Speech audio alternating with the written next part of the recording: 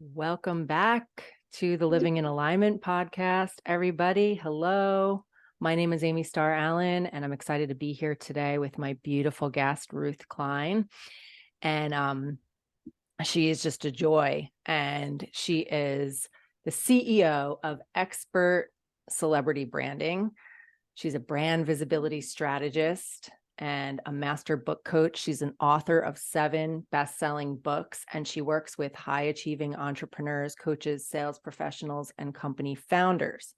Her focus is to help clients expand into bigger possibilities, higher income, and make a major brand impact far beyond their perceived goals and expectations. With a successful career that spans over 30 years, she has helped her clients create a 360-degree brand and convert their expertise and content into legacy books, high-ticket clients and programs, hundreds of millions of dollars for founders, nearly a $1 million one-year consulting gig for an Inc. 500 past executive, filled legal and financial clients' businesses, and helped clients write best-selling books and speeches. And Ruth holds master's degrees in both clinical psychology and spiritual psychology with an emphasis on consciousness, health, and healing. My kind of woman. How are you doing, Ruth? I am great. Absolutely great. So Great good to to be have here. you here. Yeah, I love your good vibes sign there too. So Oh cool. yeah. I remember going into a lighting shop and I saw that. I thought, oh my gosh, I have to have it. So And cool. when we first put it up, we put it up backwards so that you wouldn't be able to see it. And we didn't realize it until we had done some social media and I go, whoops. Oh, so you have to have it backwards, like in real life, it's backwards now so that it shows up right on camera. Ah, there's a pro tip for you, everybody. So good. I'm really excited for our conversation today. And I would love for you, just starting out, if you could just give us a little bit of your story. Let us know who you are and what excites you. Yeah. All right. So basically I do the branding and writing and messaging. I started out, a long time ago, thinking that I was just going to get a doctorate in psychology. And then I realized, that's not going to work. And so I just started teaching at a college as I was still getting a master's degree. And what I realized is that people loved what I loved, and that was the psychology of business. And so from there, I basically just started opening my own company and started consulting and sharing the psychology behind business on many levels, everything from mindset to what the value is. How do you find the value of what you do, to what your ideal client thinks the value is and what they want. So it just started like that. And then had a young family, and I've always been very time management conscious. And a lot of moms were saying, oh, how do you do this? How do you do that? And still have dinner on the table. So then I started writing my first time management book for working women, never thinking I was going to be an author, Amy. But once you write a book, there's just something about having to write another book. I'm now working on my 8th book, on a parenting book, and then a 9th book, which is going to be on relationships. So it's just really, it really has flourished. And all the while still doing strategically identifying really what I do is I help people identify their genius. I call it their genius zone, because we can't see it. And so many times, what our genius zone is, it comes easily to us or naturally to us, or we did it when we were younger, but we don't think there's a value to it because it's so easy, or it just hasn't hit our awareness. I was writing books, and not until the 4th book, Amy, did I think, wait a minute, I can help people write books. Mm. And then at the same time, wait a minute, I can help people write book proposals who want to get traditional publishers. I've done 6 of those. So, we're not aware of who we are because those things come natural or easily to me. I didn't put a value on it. And that is why it's so important to be able to have podcasts such as yours so people can listen to and get some nuggets here and there, because otherwise we can't see ourselves. It's so good. I love what you're saying here about how we take things for granted that we're good at and we don't even realize sometimes. I helped a dance studio owner years ago to create, like, we were creating a membership site where she would be able to teach dance via like a subscription so that she could expand her audience. But we learned as I was working with her that there's so many other things that she knows. Like, she knows how to run a dance studio. So not only is she a great choreographer and great dance teacher, but she could help people learn how to run a dance studio. She's also a judge at dance competitions. So I was like, well, we could do a little course on how to teach people what the judges are actually looking for, because you're a judge. She also knows how to help her dance students get into good colleges, that whole college process. So like, I was like, there's like a whole slew of courses that you could teach besides just teaching dance. And I think a lot of times we take that stuff for granted, right? Like, we Oh, don't. absolutely. We take it for granted and we don't see it. I mean, we just simply don't see it. It's just something that we do. We're good at it. And it's just something that we do. This is um when you were sharing that's the same process that I lead people through when they're writing their books, because it needs to be a holistic approach to who they are. And that has to go into the book. And it's not just on one topic, it's about all of them, all of those pieces. And so I was thinking of your dance instructor. Oh my God, what a fun book that would be. And I Mhm. love to dance. I love to dance. I was in 42nd Street about 20 years ago, and I'm a tapper, and so it was Ooh. heaven, absolute heaven. Oh, I love tapping too. My grandfather was a famous soft shoe tap dancer. Oh, you're kidding. Oh, for gosh And sakes. him and my grandmother had a dance studio. Like, that's what they did. They taught tap. So I yeah, love that. Love yeah. the So synchronicity. yeah. Well, I love this. So I noticed that when I was looking at your stuff that you say that you can help people create or write a best-selling book in 5 months. Mhm. How do you do that? Or like, what can you say about that? Yeah, sure. So, when I started to write a book, and I'm very organized, and so I put together a program. I didn't know what I was doing. And I wrote it part time in 4.5 months. And so I have a system.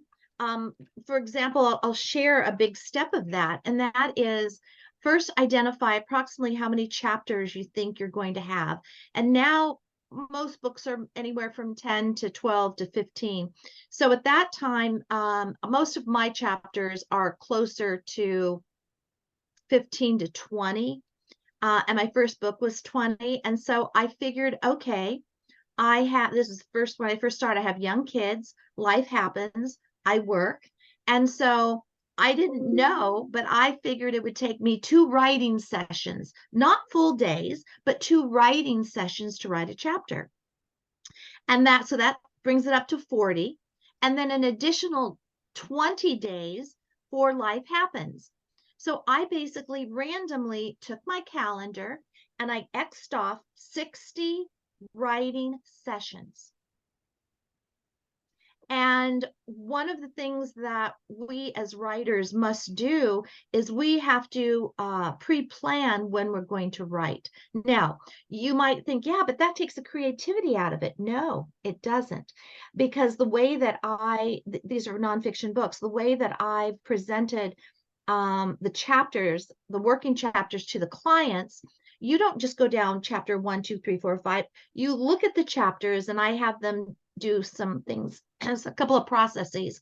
So by the time they sit down to write that chapter, they can get into it right away, which is another hang up many times. And so you look at the list of chapters and you go, okay, which one am I drawn to today? And I'm telling you, Amy, it flashes, the chapter flashes, and it's like, Mm. okay, I'm going to work on that one. And because we did pre-planning for each of the chapters, you're into it. You're into it right away. Plus, a lot of people, it's an alarming statistic. For every 1,000 people who start to write a book, only 30 will complete it. Wow. Only 30. Now, that does not happen on my watch. I'm proud to say that it doesn't. I have a completion of 98.5 Wow. percent completion. And the reason for that is because I can help anticipate the blocks that they're going to have, because they basically tell me, but they don't know that they're telling me. Number two, they have access to me. So I can spend 5 minutes with them and get them through it. They have accountability, and I've made it so simple. I work with a lot of busy entrepreneurs, and we're all busy. And I remember one entrepreneur said, Ruth, I've been wanting to write a book. I want to write it with you, but she was going after $1 million in her business, and I just can't take any time away. And I said, Laura, I'll tell you what, let's start. If you find that my system doesn't work for you and it's taking it away, I'll give you your money back. There was no risk. Well, instead of 5 months, she finished her book in 4 months. Mm. And she said that her book helped her reach the $1 million mark, which is what a good book does. It helps you enroll clients. It helps you get credibility. It helps you get visibility. It helps you get media attention. And from there, you can, what I call, be a media darling, because media is always, always, I want you people that are listening to this, media is always looking for good stories and for experts, always. And now, not only do we have offline media, we have online media. So don't think for a moment that your competitor is getting the media or this is getting the media. You just have to know how to pitch. And they're always looking for something. So that's how it's done. That's how it's done. That is so good. Such a good tip. Like I love the how you broke it down to the 60 writing sessions. So how long are do you block out for a session? Well, I tried to block out 3 hours. I didn't need all 3 hours, but we just need to feel calm. We don't Yeah. want to feel stressed. And, a lot of people think that when they're writing books, they have to take the whole day to write. No, no, no, no, no, no. You just have to work with your circadian rhythm, your biorhythm. And so most of us are really, we have our most engaging time when we're really alert is in the mornings. Not everybody, but you work within your biorhythm. So for me, I would get up, still kind of sleepy, and I had a lamp, but it wasn't too bright. And so it was nice and toasty. And I was at my desk and the door was shut. And I told the kids that unless someone's bleeding, do not bother me. And they were taken to school. I did not take them. I picked them up. You have to guard your time. You must guard your time. You must have healthy boundaries around your time, because if you don't, then people will step on them, not because they want to, but because they don't know. So you must have strong, healthy, I call them loving boundaries. And so that was a loving boundary. If you miss that, Amy, don't come to me unless you're bleeding. But then I felt guilty. I felt guilty. And so I thought, okay, how can I turn this around? And this is the psychology in me and the spirit psychology in me. And so I thought, how can I get the kids to buy into this? And then I thought, wait a minute. So I went up to the children. I have three dolls. And I said, you know what, guys? With you helping me write my book by allowing mommy to stay focused, tell you what, when the book gets bought, not when the book's completed, that just shows you I'm a high achiever, not when it gets completed, but when it gets bought, then we'll spend one night at the Disneyland Hotel. They were so quiet. So then I Oh, started working on my second book, Amy. And then one of the little ones said, Mommy, does that mean when this book gets bought, we're going to spend 2 nights at the Disneyland Hotel? How do you say no to that? How do you say no to that? And I'm not one to go to the Disneyland Hotel. I'm going to go to a hotel nearby. But I had to make it big and huge mm. so that they felt bought into it. And now I owe them a trip to Disney World. I love this so much. I mean, it's so important because I think that's an excuse that a lot of people have is that they just, they've got kids or they've got distractions or they, whatever. So talking about like guarding your time and having loving boundaries where, just so that it's a win-win for everybody. And I think it's cool too, because like you said, you wouldn't normally stay at the Disneyland hotel. You would go to a hotel nearby, but this makes it like a bigger game for you too, like a way for you to celebrate the victory too. Exactly, exactly. Yeah. And you said a word there that is part of my brand, and it's celebration. Mm-hmm. Love to celebrate Mm-hmm. almost anything. And so with that and knowing that, I'm going to have I'm just going to I've been so busy lately, as so many of us have been, just trying to renegotiate, replan, activate since the pandemic. And so I've not been a very good friend. I'm not seeing very many people. I mean, I'm lucky if I return a call. And I'm literally going to have a tea party celebration. That's what it's called. Tea party celebration. I love tea parties and I love celebrations. And I'm just going to invite people that probably wonder, who is Ruth Klein? I have no idea. I don't remember her. Mm, I love this so much.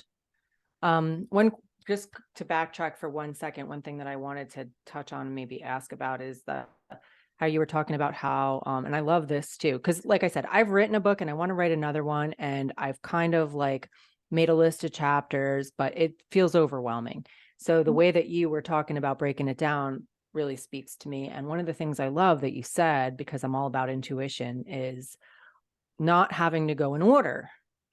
Like what a concept. And like looking at the chapters and seeing which one flashes at you. You said one will flash at you, and that's our intuition, and just going with that content for that session. And I love that. So I don't know if I know that you have a degree in spiritual psychology, which I don't even know what that entails, but I love anything spiritual, anything. So is that kind of where that process comes from? Like just knowing that your spirit needs to be focused on a Yes. certain thing and it's not necessarily the next thing on the list. Exactly. Exactly. And spiritual psychology, I do a lot of what's called also soul-centered coaching. Some people might think of it as therapy, but it's not. It's elevated. So as Einstein said, we can't solve a problem in the same way in which it was created. Mhm. And so I help a client elevate to be able to see in a different perspective through heart-centered eyes what the issue has been. And it's remarkable. It's Mm. remarkable. And so I don't encourage people to keep coming to me. I don't give them the fish. I teach them how to fish. So after a couple of months, they're on their way. And then I often say, just as coaching, come in for a maintenance check. Once a month, come in for a maintenance check. And even with coaching, wouldn't it be wonderful? And this is an added value. If coaches worked with you and then they had an extra value where we created a maintenance program where they come and check in once a month or twice a month. And because they had the larger investment at the beginning, it's such a small investment, but it keeps the success of the original coaching going. And I Yeah. don't care what field that's in. Yeah. That's awesome. I love that. So, Can you talk a little bit about, and this is another topic that I love, like mindset and skill set, like how each of them play in, because I feel like a lot of times people, like they focus on one or the other too much, I just need to keep learning all these skills that I need to do the thing, but then they have a scarcity mindset. And so it doesn't matter how many skills you have if your mind isn't in the right place. And then some people spend all their time in learning mode, reading all the books and doing all the personal development work, but they lack in the skill. So can you talk about the yin and yang of that? Absolutely. I love this. So my little byline is where mindset and skill set meet.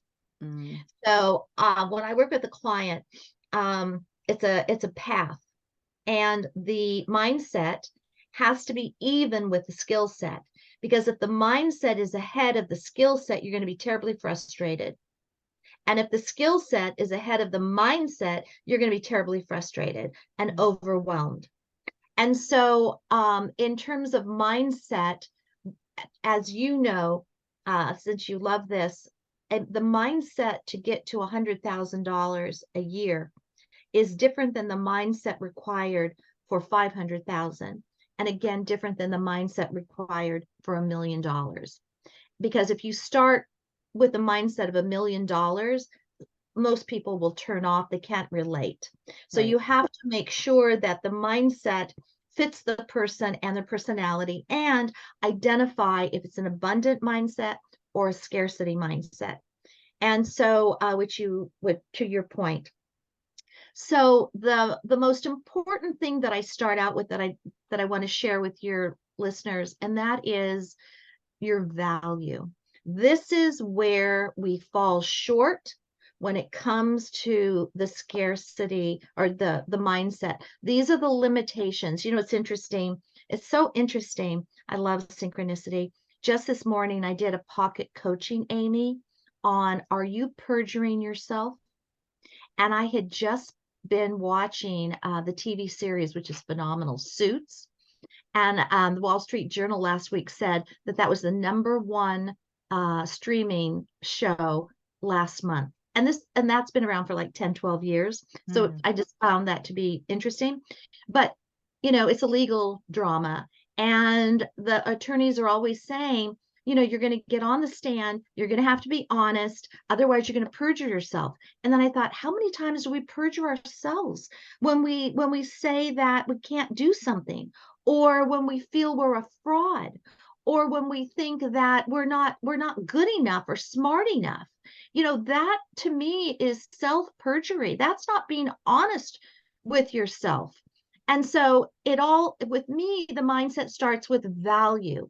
And then, in terms of being a good leader, you've got to have two parts to that leadership. And it all comes down to value. And one is self esteem, and one is self concept.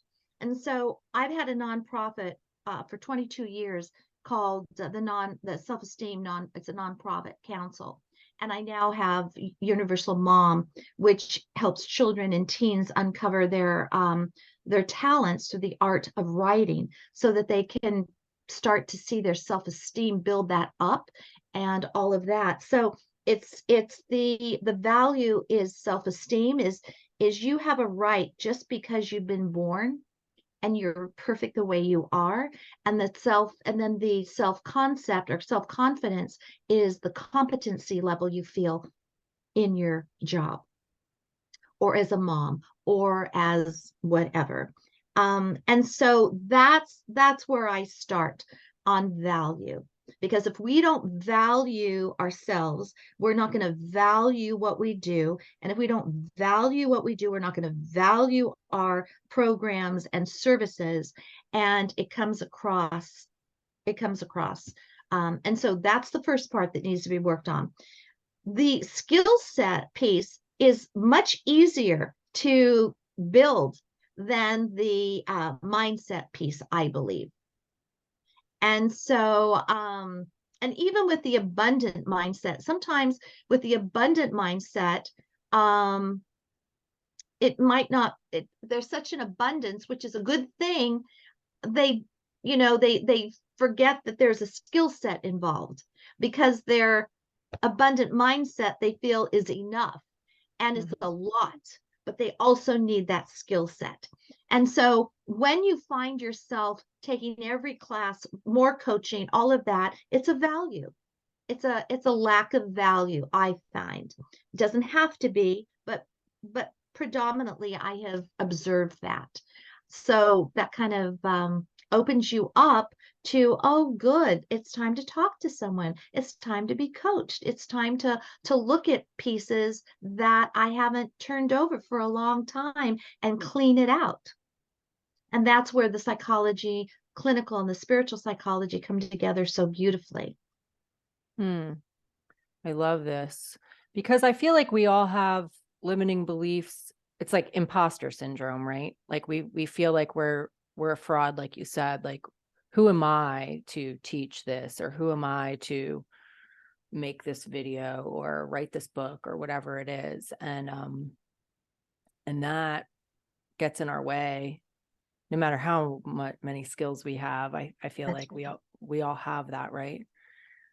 And what are some of the biggest, do you have like limiting beliefs, like maybe age, or, you know, I don't know if gender is one, or whatever that you see, that a lot of people that seem to be like the biggest things that people tell themselves that are limiting.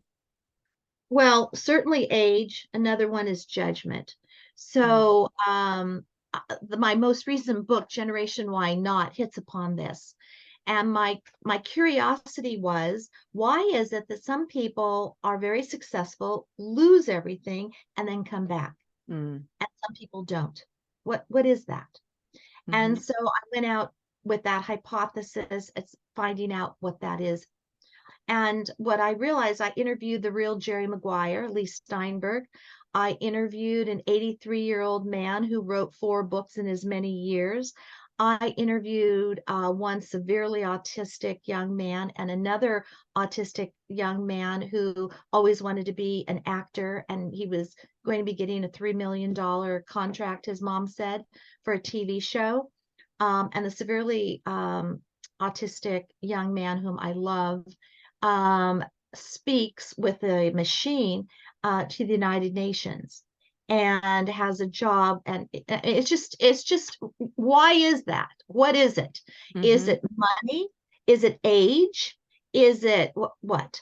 And what I realize, it's in the title. It's Generation Why Not. So it's not generational 20s, 30s, 40s, 50s. It's a mindset. It's a mindset generation. 7 principles to a more purposeful business and life, driven by attitude, not age. Mm. And this generation is open to possibility. They might say, I don't think I can do it, but you know what? I'm going to be curious. I'm going to stay open. This generation is one that doesn't take no for an answer. They just keep moving forward. Because the moment we all know that we say no, we close down to Yeah. ideas, possibility, and creativity. But the Yeah. moment we say, you know what, I'll just stay open, and then something usually pops, a song, a TV, someone says something, read something in the newspaper. Um, and this generation is ageless. It can be 20 to 90. I mean, I Hmm. interviewed an 83-year-old man who was a $1 million insurance salesman, retired a millionaire, golfed every day, got super, super bored and thought, this is it. And he went to a speech, and then he got all excited, and he started to be a speaker. He was so excited to go out and speak in his 80s. Hmm. And he really should not even have been there, because he had a couple of heart attacks, and it's a gift of God that he was still around. And then I interviewed a gal who had an unbelievable online business, and then she and her boyfriend split, and then she had to start from scratch, and now she has multi-million-dollar company. What is that? Age? Is that money? No, she lost everything. It's attitude. It's staying, is being present. It's showing up. And I think that's another big one, Amy, is just show up. Mm, Just show up. And so that goes for social media. Show up. You don't think you look great or what, just show up. And if it mm, bothers you, get a stylist, get a makeup person, do what you need to do and show up. A networking function. You don't really want to go, but you know it's your ideal client. Show up. Just be yourself. mm, Um, online or offline. You want to start writing a book? Show up.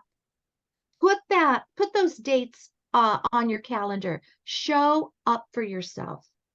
mm. Such good advice. I love this so much. I mean, it kind of ties in with being consistent because sometimes people show up sometimes, Yeah. but then people, you lose trust with your audience and your followers if you only show up sometimes. And the worst part to that, Amy, is I have found, because this happened to me, I lost trust in myself. Mm-hmm. After my divorce, I was so off center Yeah. that and exhausted that I would say I would show up for stuff and I didn't. And then I couldn't depend on myself. That was a horrible feeling. Horrible feeling. Yeah, absolutely.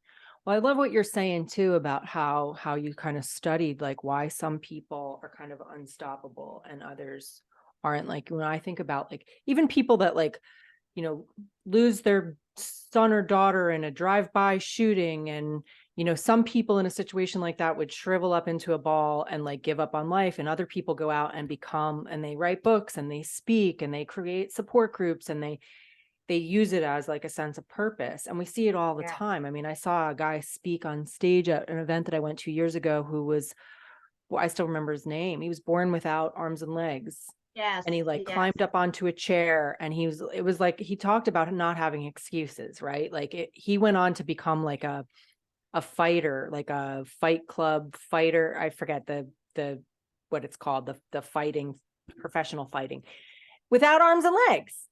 Like, how do Right. you do that? And didn't he get married to the woman that took care of him? Is that the guy? Maybe his name was uh, Kyle Maynard, I want to say. He Anyway, this was a was, long time ago, so maybe yeah, he got yeah, married yeah. later, but Uh-huh. anyway, like how when I was listening to him speak, I was like, and I have excuses about like being a single mom and da da da da da. And here's this guy with no arms and no legs. It's like professional fighter. Like, what's my excuse? But it's interesting, that some, like you said, generation, why not? Some people just have that and some people don't. Like, it's so But it interesting. can, So is but you there, can build it. You can build it up with coaching. And mhm, you can certainly build it up with spiritual psychology coaching, what I call soul center coaching. Completely, you can completely, and it's basically going back to that original canvas of who mm, you mhm, in a way that guides you to the truth of who you are. mm. Yeah. I love that. I know that you know a lot too about doubt and fear, like how to create and implement things without doubt and fear. I think this is another thing. This is another conversation that I seem to have a lot with my audience because people are like, I'm afraid to get on camera. I'm afraid people aren't going to like me. Or I think a lot of people are just, they have doubt in themselves, like we're talking about here, or they're just afraid to show up authentically. They feel like they have to pretend to be more than they are, or they have to pretend to be like somebody else that they know that's successful instead of just showing up completely authentically. I believe that when people show up completely as themselves, warts and all, that they're going to attract a lot more of their ideal audience and clients or customers or whatever than if they try to show up as if they have something else that they don't actually have, or if they're trying to model off of somebody else. That's been my experience, but I'd love to hear what you have to say about doubt and fear and how to move through that. And So it's interesting. Um, I agree with you completely. There's something about judgment. That's a mm, big one.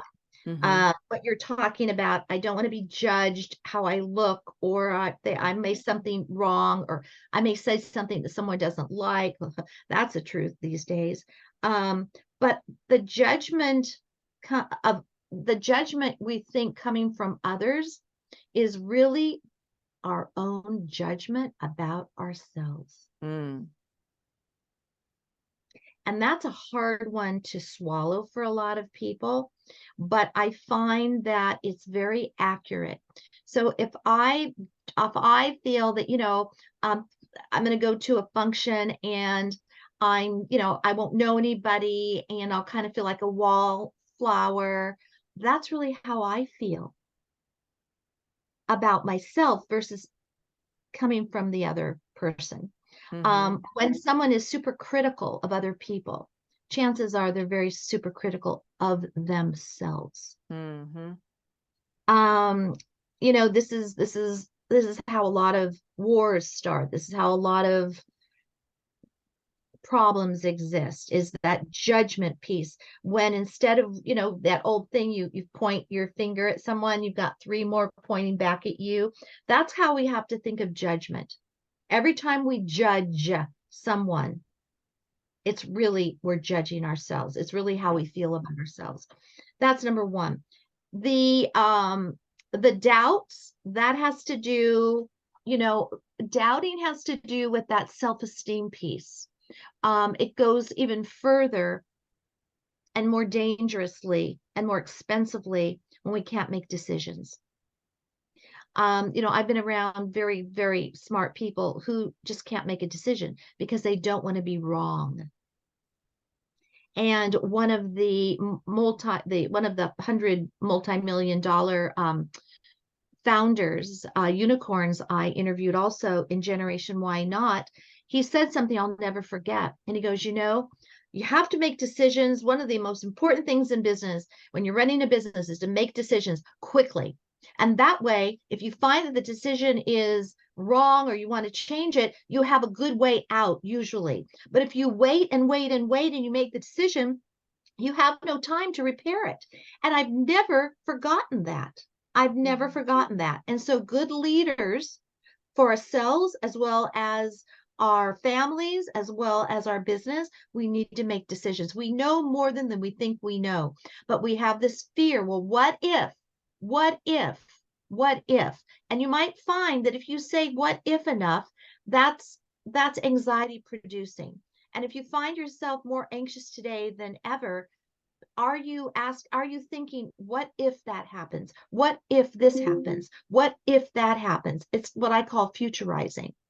And it's the Mm-hmm. fastest way to get you to stop in your tracks and to just Mm-hmm. have a high level of anxiety and fear. Self-doubt, that's that. And fear, um, the fear consists of a lot of different things. So I'm gonna take one piece of fear, and that's overwhelm. So when we're feeling overwhelmed, we're really fearful. That's a piece of fear. We're overwhelmed that we don't know how to do it. We'll do it wrong. There's too much to do. I can't do it all. There's just me. My clients are going to get upset. I don't even know how I can make time to get more clients. My follow-up is awful. On and on and on. I feel overwhelmed. Two things. Number one, you cannot do everything on your own, period. Period. And the faster you realize that you need someone to help, I don't care what that is. If that's a teenager to help you clean your house, so that saves you an hour that you can spend quality time with your kids, so be it. If that means working, having someone part-time, 2 mornings a week in business to help you with follow-up and to keep your everything organized, so be it. And people will say, entrepreneurs will say, but Ruth, I don't have the money to do it. That's never an excuse. Money is never an excuse. Just as when we let potential clients know our investment, and it's never money, it's value. For whatever reason, we haven't shown them in their world from where they're sitting that what they're getting is enough value with us, because think of the last time we bought a purse for $300. I don't buy purses for $300, but I bought a purse for $300 before because I really, really, really wanted it. The value was there in my mind. Okay. Or anything else, piece of furniture or whatever. And we paid a lot for a coaching program, really a lot for a coaching program, because we thought there was real value. So, but one way to pull out of overwhelm, and you can do it in 60 seconds. That's it. I'm going to pull out of overwhelm, 60 seconds, maybe 30. And that is, make a list, maybe of 5 things it's on your head that you have to do. And then just take one and take one step forward. Just take one action. That's it.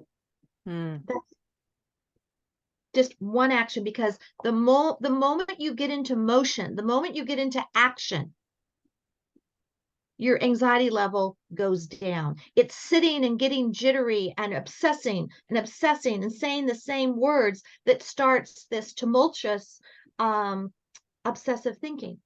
We want to stop that. And when someone is in that obsessive mode, I often have them do this, and that is literally in your mind's eye, go stop. And what you want to do is you want to interrupt it.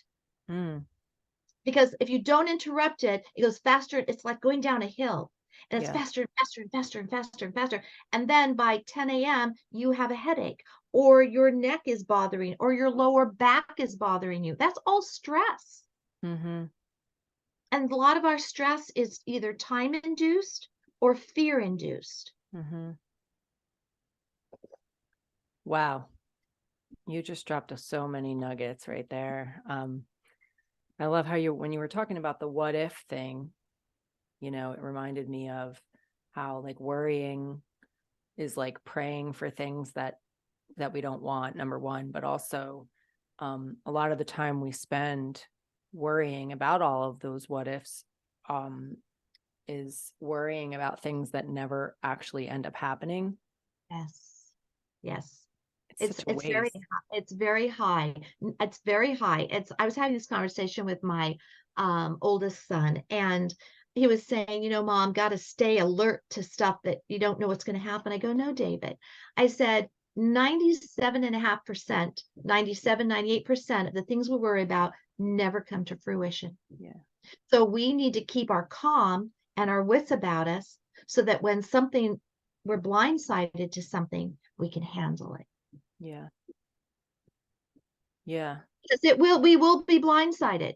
But 97% of what we worry about will never come to fruition. So you can just let it go, unless you're attached to it. And I know this seems counterintuitive or productive, which definitely is counterproductive, but sometimes we get so tied up in a fear or an obsessive thought that we're now attached to it. It's like part of who we are. It's like an extension of us. I call it an aspect. And that aspect is part of us. Fear is an aspect. And so many times I'll have my clients speak to the fear, speak to the aspect. If fear could talk, what would it say right now? If overwhelm could talk, what would it say right now? And so I'm a firm believer in journaling. And so and I journal every morning. And if something's bothering me, I literally ask myself in the journal, overwhelm, what are you trying to tell me? What are you trying to tell me? I did this with a book. In fact, the Generation Why Not book, Amy. I felt stuck because my best friend had just passed, and I went out of town, and I was writing, and I just couldn't do much. I felt stuck, which I normally don't. And then there was this huge bird that came and started pecking on the window. And I thought, oh my God, is that you, Judy? And it kept pecking. And I opened the door, and started walking inside. And then I said, no, no, you can't come in. And then I said, Judy, what are you trying to tell me with my book right now? And Amy, I got the answer. I was trying to put too much in this one book. Mm, I love that. I use my journal sometimes to, both my parents are deceased, and my father, I took care of him, and he died 5 years ago. My mom died a long time ago, but sometimes if I'm like in a similar thing, like if I have like a big challenge or something, I'll write to my dad, and then I'll say, like I'll write about what's like, process what's happening, and then I'll say, I'm going to turn the page. Please tell me what your advice would be or whatever. And I turn the page and my hand just starts writing, and I get Yeah. exactly what I need. It's remarkable, right? It's Yeah. remarkable. And experience it, it's hard to believe. Mm-hmm. I usually ask a higher power, you know, God, what is it you were trying to tell me? I'm listening. Mm-hmm. What are you trying to tell me? Another way to do that, different ways to help people access that special place, and that another one is to ask your older, wiser self Mm-hmm. and see what she or he says. I love that. In your journal, same thing. And then just journal it out. Just journal it out. Yeah, journaling is so powerful. I think uh I don't know. I just think it's underrated. I think a lot of people don't even do it at all, and don't realize like what's possible there. Because I do think like our higher selves, or our angels, or God, or our deceased loved ones, or whatever, like we're able to channel that stuff somehow. Something about journaling, I guess, gets us into like a different state that allows us Completely. to channel. Absolutely. Something that helped me really understand this better is when my father passed about 11 years ago. I was distraught, obviously, and a friend of mine sent me a video of people who had had near-death experiences, and they all said the same thing. And I thought, oh, they planned this, but they didn't.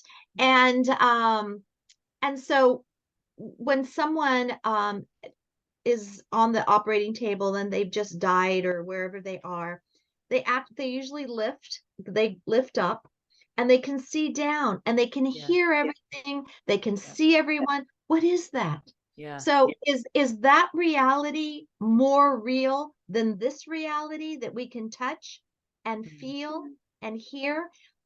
I'm going to say yes, because it's in that reality that we can't see is where ideas come to fruition. Where, how did this pen start, this ink pen, with an idea? We couldn't see it. It started in that space. Mhm. And, and this goes back into spiritual psychology. It goes back into abundance thinking. It goes back into, as you said, focusing on what you do want versus on what you don't want. And so that space, wherever that space is, that's real. That's real. And that's the space that I use to work with my clients, whether it's writing a book. And they'll haven't you ever look, I've gone through my book that I've written, and there will be times when I go, oh my gosh, did I write that? Because you're in this Mhm. zone, you're in Mhm. this space that I'm referring to, and it's just coming out. And it's Yeah. like, wow, I didn't know I knew that. And then you start coining terms, and you come up with it. So that space, that sacred space, is where I work with my clients, whether it's soul center coaching, whether it's writing their book, whether it's coming up with their brand. It doesn't matter, because that's the space I believe has the most richness, has the most authenticity, and has the those unique gifts that are only given to us. Mm-hmm. I love this because I feel the same way. Like I've often like seen, like I'll turn on the camera and start making a video, and then like later I see the video and I'm like, I I don't even know where that came from.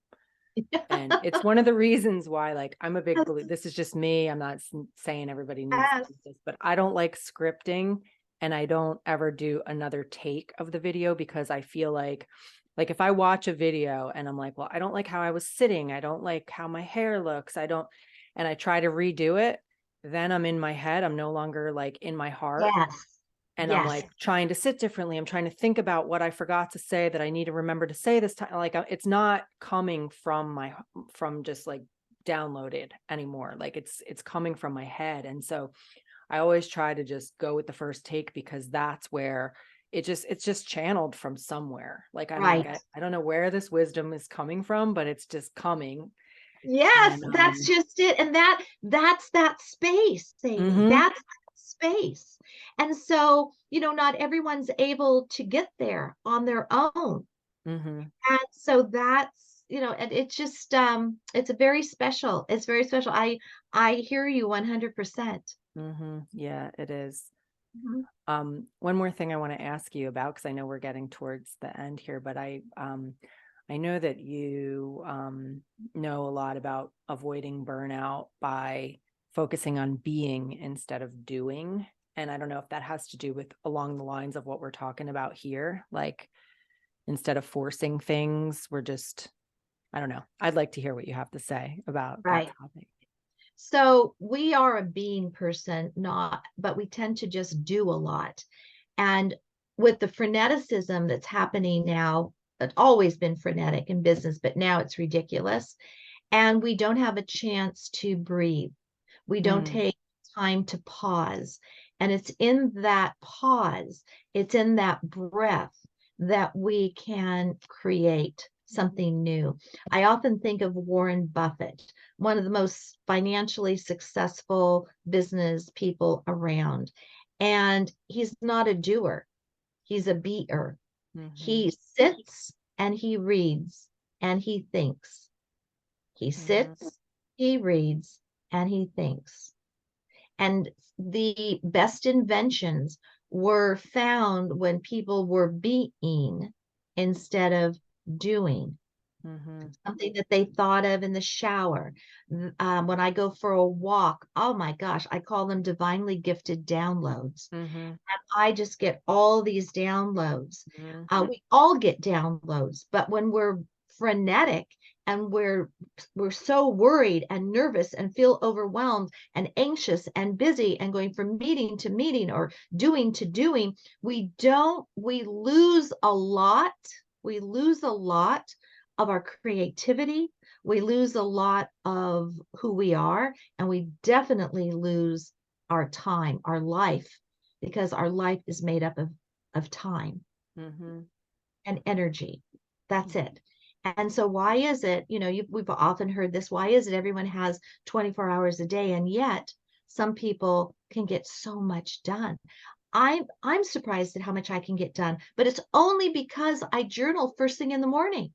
I'm mhm, telling you, I don't do that, I'm off kilter. And I go mhm, on my patio and I just write. And this is how I do it. If someone might appreciate this or make it their own or modify it, I just start writing how I'm feeling. And if there's any yuck in there, it comes up and out. You've got to get it up and out. Otherwise, it's going to sit there and it's going to bother you and it's going to cause problems. And then, I might start saying, well, wow, I have a lot. Literally how I talk. Wow, I have a lot to do today. And I keep writing and writing. And then my day starts to unfold. Now, I have a calendar.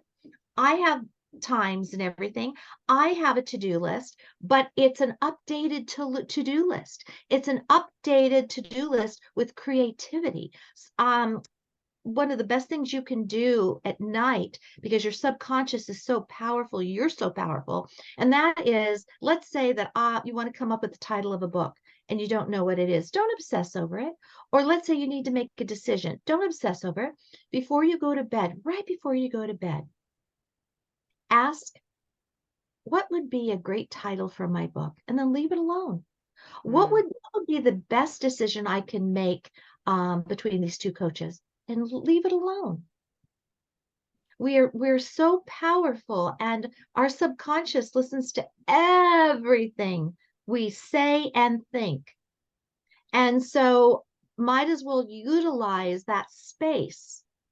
And so when I'm out there, I get into this zone. And then before I know it, I mean, I'm not going to call it a problem. I'm going to call it an issue. I'm going to call it a gift. And I write and I keep writing and I keep creating. I just keep creating new programs, new ideas, adding things.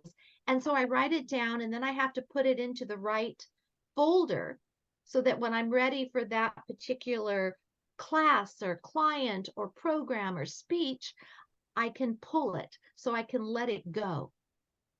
Because mhm. we all get divinely gifted downloads from the source, and only a few of us follow up on them. And that is why, sometimes I'll say, gosh, I had that idea so many years ago.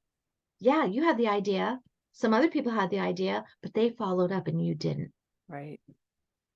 Yeah. I love the divinely gifted downloads because I mean, I know I've read something about how like why we get them in the shower. I've gotten a lot of like really amazing things in the shower, and there's something about the water that brings that, but also, I walk my dog on the beach a couple times a day, and that's when they come as well. It's when I Yes. step away and When you I'm like, step away, that's yeah. right. We are not giving ourselves the opportunity to step away Mhm. because we think if we keep going, keep going, keep going, keep going, we'll be more productive. Wrong. And if someone says, Ruth, I work 60 hours a week, I'm not impressed. That immediately tells me, wow, tells me a lot. Mhm. It's going to tell me they're stressed.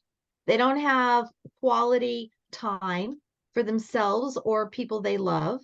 And they're on overdrive. They're on overdrive and their body knows it and their body's trying to keep up. And our bodies are phenomenal. But at some point, they can only take so much. Mhm. Well, that's why I always tell people, like, rather than waiting until after you do all your work to go for a walk, why don't you go for the walk first? Because you're going to be so much more clear. You're probably going to Yeah. get some really good ideas and Yeah. downloads and things that will inspire your day. Not to mention you'll just feel good physically, but I feel Yeah. like a lot of people are putting off the time for themselves until after all the work is done. And I believe it should be the other way around. I feel like if we nurture ourselves, the work is going to be better quality and less stressful, and we're going to be more productive. But Oh, I agree with that. And if I don't make time in the morning, I'm not going to make time to exercise or to go mhm, for that walk. And that's a real gift. Think about it. If you don't have 30 minutes a day for yourself, mm, something very off kilter. yeah, absolutely. One last thing I want to ask you before we start to wrap it up here is you were talking about how you journal in the morning and you ask how am I feeling and you're writing it all down. Do you have any specific journal prompts that you use or recommend, or do you just say, how am I feeling and just dump? So I just dump with my Universal Mom nonprofit for the teens, the children and teens. I have a prompt for them, and a lot of it is journaling Hmm. so that they can start to build self-esteem. We can have conversations and all of that. But what I do is I just start writing. Now, something that I really like that I'll share, and that is after you write, after you do all your thing, then you literally write 3 things you're grateful for. And that is just, I don't know, it's a celebration of life, right? It's a Yeah. celebration around the morning package. What are the 3 things I'm grateful for?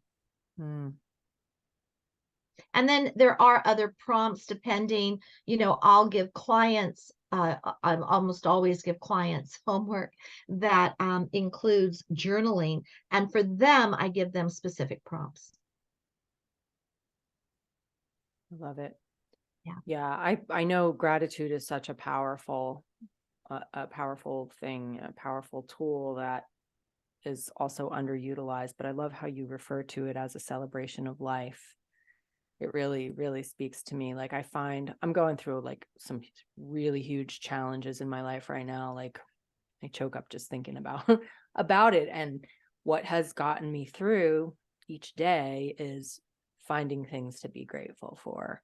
It is a celebration of life because in the face of whatever it is that we're dealing with, there's something to celebrate. We're alive, first of all. We're just the fact that we're alive, and there's so much good that we don't we don't focus on when we're overwhelmed or when we're Right. sad or grieving or whatever it is. And so I love that you refer to that as a celebration of life. It really speaks to how important gratitude really is. I don't know where I'd be without it right now, Oh, actually. yeah. Like, Yeah, mm, it's very true. All I have to do during the middle of the day, sometimes I'll just go to, I'm so grateful for, and then all of a sudden it just turns me around. If mhm, there's, if my day is, if I've planned too much in my day, mhm, I have to go there, and it just kind of recenters me and calms me down. mm, absolutely. Mm, Mhm. this has been such a juicy conversation. Great. I love it. Thank you so much. And just so everybody knows, Ruth has an amazing free gift for you. 30 days of morning momentum coaching. Is there anything you want to say about that? I'll Well, put the link in the show notes for everybody. yeah, that'd be great. It's Monday through Friday, and it's anywhere from 2 to 5 minutes. And what it does, it gets your day going. That the feedback that we've had, it just gets your day going. It puts you in a good mood. It resets something, a focus for you. And there's some great insights in there about writing, money, mindset, business skills. It's just whatever I think of, just as I had shared earlier, are you perjuring yourself? Mm, And a lot of these, people go, wow, you've really made me stop and think. mm, And then talking about journaling, and I did something that was so much fun, Amy. I love this concept, a day in the life. Love it. And so I started a day in the life journaling, and I was going to do it for 40 days. And I'm up to like 65 now. And I went ahead and I typed it. Normally I do it by hand, but I typed it every morning. I couldn't wait to go to the computer and mhm, just type the journaling, all of that. And I came up with some of the best insights, the best programs, the best, it was just, it's off of the charts. And then I had it copied, sent it out, had it copied, put it in a binder. And then I love these. And now highlight, because I can't remember all those wonderful insights. And mm, if I can't remember, how am I going to implement? So that's just something to add. So I talk about things like that as well, things that are working for me, things that are mhm. working for my clients. Just kind of, are you So it's perjuring? 2 to 5 minutes a day that you're recording in real time? Yep, I'm recording real time. I use my phone, I hit record, I send it up to my assistant, and she gets it out via email, and you have an Wow. audio. That is Done. so cool. So this isn't a pre-recorded situation. This is No, like, it's about as live as one gets. I love this. I'm going to definitely opt in for that. That Yes, sounds please, please do. that sounds amazing. So like I said, that gift will be in the show notes. I think everybody should get that. I mean, why not? Um, and what is there, are there other places you want to mention where people can find you online, or if you want to Sure, mention any of your sure. books or anything that you recommend or Okay, whatever you so want to say? okay, so I have 7 books. The two most recent, well, three most recent, is Generation Why Not. And then there's Time Management Secrets for Working Women. That's been out for 25 years. It's a millennial. And it's still selling. And De-Stress Divas Guide. wait, De-Stress Diva's Guide to De-Stressing, something like that. I don't even remember what it is.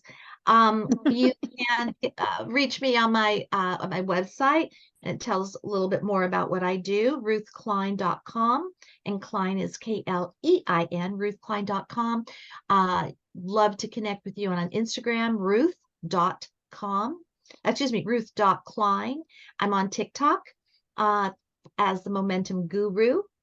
And if if you would like to really up your mindset game and your skill set game, um, whether it's writing a book or identifying your genius zone or help with time management and productivity and momentum, please feel free to reach out and have a chat with me.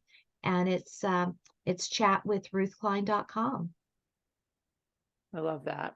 Yeah, and we'll put links to all of this stuff in the show notes. Thank You can you. book a, I don't know, a 15-minute call or whatever with Ruth. Is that what it is? A It's 15-minute? actually 30 minutes, Oh, and my okay. coaching calls are 30 minutes. So I can I can share that that's a lot of time on these strategy calls because I get right to the heart of the coconut. Yeah, I can tell you know your stuff, and that you're not going to let people get away with stuff. You know, you're No, going to get. it's loving boundaries, right? It's being able to see through heart-centered eyes. It's being able to be curious and not judgmental. It's about being able to be generous in spirit and generous in ideas for people. And that has served me well. Yeah, that has served me well. Oh, so good. Well, thank you so much for this conversation. And before we go, I just want to ask you if there's anything I didn't ask that you want to say, or any closing thoughts that you'd like to leave people with today. Oh my God, Amy, that's very dangerous. I could not. You never want to ask me more for more information. But if I had to pull everything together, which would be very, very, very difficult, but if I had to pull something together for your listeners, it would be show up. Show up as the wonderful person that you are. Um, no matter what, no matter what. Because one of the most important things you can do, I think, is to be able to trust yourself. That when you say you're going to do something, you do something. When you say you're going to start a program, you start the program. When you say you're going to show up on a Zoom call, you show up on a Zoom call. When you say you're going to be somewhere, you're there. You're there. You're present. Mhm.